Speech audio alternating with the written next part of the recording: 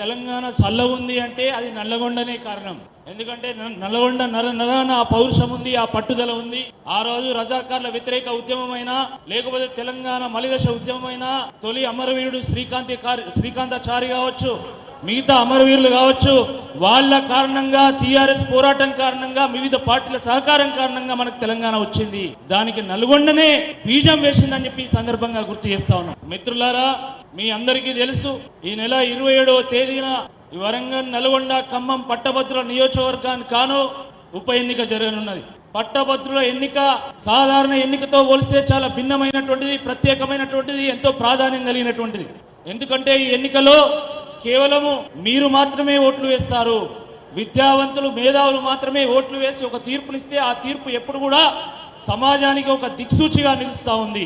గత పరంపర చూసినట్టయితే ఒక చుక్కా రామయ్య గారు, ఒక ప్రొఫెసర్ నాగేశ్వర్ గారు, ఒక ఎల్ఎస్ రాజు గారు, డాక్టర్ రాజేశ్వరరావు గారు, రామచంద్రరావు గారు, దిలీప్ కుమార్ గారు, లేదా పల్లా రాజేశ్వర రెడ్డి గారు, వీళ్ళు వేరు వేరు పార్టీకి చెందినటువంటి వాళ్ళు కావచ్చు. ఏ పార్టీకి చెందినటువంటి వారైనా కూడా వీళ్ళంతా కూడా విజనరీస్, థింకర్స్, ఇంటలెక్చువల్. సమాజంలో ఒక సంక్షోభం ఏర్పడ్డప్పుడు ఆ సమాజానికి దారి చూపగలిగే సత్తా ఉన్నటువంటి వాళ్ళు, సమాజంలో ఆదర్శవంతులైనటువంటి వాళ్ళు, ప్రజలకు ఒక ఉదాహరణగా నిలబడినటువంటి వాళ్ళు. ఇలాంటి వాళ్ళనే ప్రతిసారి పట్టభద్రులు ఎమ్మెల్సీగా ఎన్నుకుంటూ ఆ మండలి యొక్క గౌరవాన్ని పెంచుతూ వస్తూ ఉన్నారు. తప్పకుండా ఈసారి కూడా ఆ పాత పరంపరనే కొనసాగిస్తారని నేను సంపూర్ణంగా విశ్వసిస్తా ఉన్నాను. ఎందుకంటే మండలి అనేది ఒక పెద్దల సభ. పెద్దల సభకు మేధావులను పంపుతారు తప్ప మోసగాళ్ళను పంపరు. పెద్దల సభ యొక్క పెద్దరికాన్ని కాపాడేటువంటి వాళ్ళు పంపుతారు తప్ప పెద్దల సభ యొక్క గౌరవాన్ని తగ్గించేటువంటి వాళ్ళని పంపరు.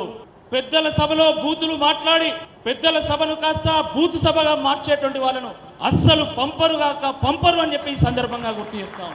మిత్రులారా, ఈ రాష్ట్రంలో ఏ సందర్భంలో ఏ పరిస్థితిలో కాంగ్రెస్ పార్టీ ప్రభుత్వం వచ్చిందో మీ అందరికీ తెలుసు.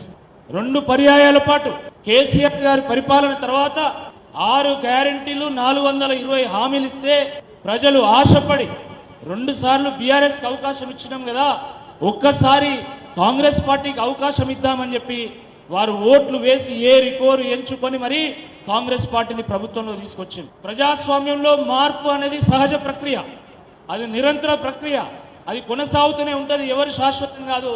దాన్ని మనందరం కూడా స్వాగతించాల్సిందే. గౌరవ తెలంగాణ తొలి ముఖ్యమంత్రి కేసీఆర్ గారు కూడా స్వాగతించు. మేము ప్రతిపక్షంగా ఉంటాం, మేము ప్రజల పక్షంగా ఉంటాం, మేము తెలంగాణ పక్షంగా ఉంటామని చెప్పి వారు ప్రకటించడం జరిగింది. దాంట్లో ఇబ్బంది ఏం లేదు. కానీ కాంగ్రెస్ పార్టీ ఏం చెప్పి అధికారంలోకి వచ్చిందో దాని మీద తప్పకుండా చర్చ జరగాల్సినటువంటి అవసరం ఉంది.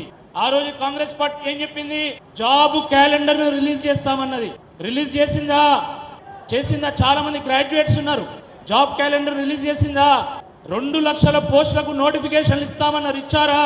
4,000 రూపాయల నిరుద్యోగ భృతి ఇస్తామన్నారు, ఇచ్చారా? అదేవిధంగా మెగా జాబ్ డిఎస్సిని వేస్తామన్నారు, ఇచ్చారా? ఉద్యోగస్తులకు డిఏలు అన్నారు, పిఆర్సి అన్నారు, దాని గురించి కనీసం చర్చ లేదు. అదేవిధంగా గ్రూప్ 2లో 1,500 పోస్టులు అన్నారు, కానీ 750 పోస్టులే ఇచ్చిండు. గ్రూప్ 3లో 2,000 పోస్టులు అన్నారు, కానీ 1,300 పోస్టులే ఇచ్చిండు. అసలు ప్రభుత్వ పరీక్షలకు మేము రుసుమే తీసుకోమన్నారు, కానీ ఈరోజు టెట్కు 200 రూపాయల ఫీజు ఆ రోజు ఉన్నటువంటి ప్రభుత్వం తీసుకుంటే ఈరోజు 1000 రూపాయలు తీసుకుంటా ఉన్నారు. ఆ రకంగా వాళ్ళు చెప్పింది ఒకటి, ఈరోజు చేస్తున్నది ఒకటి. మరి ఇటువంటి ఈ నేపథ్యంలో ఈ విద్యావంతుల పక్షాన, ఈ నిరుద్యోగుల పక్షాన, ఈ తెలంగాణ సంపన్న వర్గాల పక్షాన ఎవరు ప్రశ్నించాలి? ఒక్కసారి ఆలోచించండి. ఈ కాంగ్రెస్ పార్టీ ఎమ్మెల్సీ అభ్యర్థి ప్రశ్నించగలుగుతాడా? ప్రభుత్వాన్ని ప్రశ్నించగలుగుతాడా? నిలదీయగలుగుతాడా? నిగ్గదీయగలుగుతాడా? అలాంటి వ్యక్తి రేవంత్ రెడ్డి గారిని ప్రశ్నించి కాంగ్రెస్ పార్టీలో ఒక్కరోజైనా ఉండగలుగుతాడా? లేదు. మరి ప్రశ్నిస్తే ఎవరు ప్రశ్నించాలి?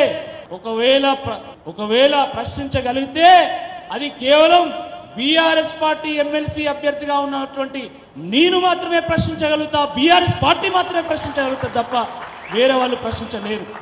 మిత్రులారా, ప్రజలు కోరుకొని మరి కాంగ్రెస్ పార్టీని ప్రభుత్వంలో తీసుకొచ్చింది కాబట్టి ఒకవేళ కాంగ్రెస్ పార్టీ ఎమ్మెల్సీ అభ్యర్థి ఓడిపోయినా ఈ ప్రభుత్వానికి వచ్చేటువంటి ముప్పేం లేదు. ఈ ప్రభుత్వం 5 ఏళ్ళు కొనసాగుతుంది. సరే, మధ్యలో వాళ్ళు అనుకొని వాళ్ళు ప్రభుత్వం కూర్చుకుంటే అది వాళ్ళ కర్మ. కానీ ఈ ఎన్నికల్లో ఓడిపోవడం వల్ల కాంగ్రెస్ పార్టీ ప్రభుత్వానికి వచ్చేటువంటి ముప్పు ఏమీ లేదు. ఒకవేళ బీఆర్ఎస్ పార్టీ ఎమ్మెల్సీగా నేను గెలిస్తే తప్పకుండా ఈ విద్యావంతుల పక్షాన, నిరుద్యోగుల పక్షాన, తెలంగాణ సబ్బండ వర్గాల పక్షాన, బీఆర్ఎస్ పక్షాన, తెలంగాణ పక్షాన గొంతెత్తి గలమెత్తి పోరాడి తప్పకుండా ప్రజలకు న్యాయం చేసేటువంటి బాధ్యత మేము తీసుకుంటాం. ఆ ఎన్నికల సందర్భంగా కాంగ్రెస్ పార్టీ ఏం చెప్పింది? కాంగ్రెస్ పార్టీ ఏం చెప్పిందంటే జీవో నెంబర్ 46 బాధిత ద్వారా రండి, మీరు కాంగ్రెస్ పార్టీ కోసం పనిచేయండి, కాంగ్రెస్ ప్రభుత్వాన్ని తీసుకురండి, జీవో నెంబర్ 46 మేము రద్దు చేస్తామని చెప్పి ఆ రోజు రేవంత్ రెడ్డి గారు చెప్పారు. ఇదే కాంగ్రెస్ పార్టీ ఎమ్మెల్సీ అభ్యర్థిగా ఉన్నటువంటి వ్యక్తి కూడా చెప్పారు. మరి ఈరోజు కాంగ్రెస్ పార్టీ ప్రభుత్వాన్ని మేము సూటిగా ప్రశ్నిస్తున్నాం. జీవో నెంబర్ 46 మీద మీ హామీ ఏమైంది? మీరు ఎందుకు రద్దు చేస్తలేరు?